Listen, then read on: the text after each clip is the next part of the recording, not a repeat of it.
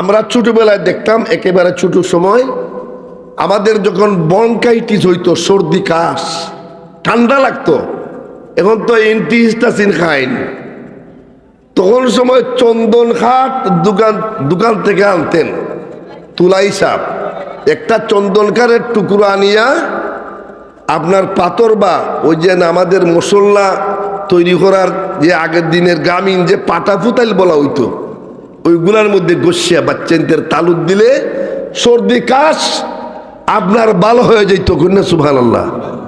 প্রত্যেকটা জিনিসের মধ্যে আল্লাহ গুণ দিশুনি না দিশুনি না। আল্লাহ ফরমায় নুহু আল্লাযী খালাকা লাকুম মা ফিল আরদি জামিআ,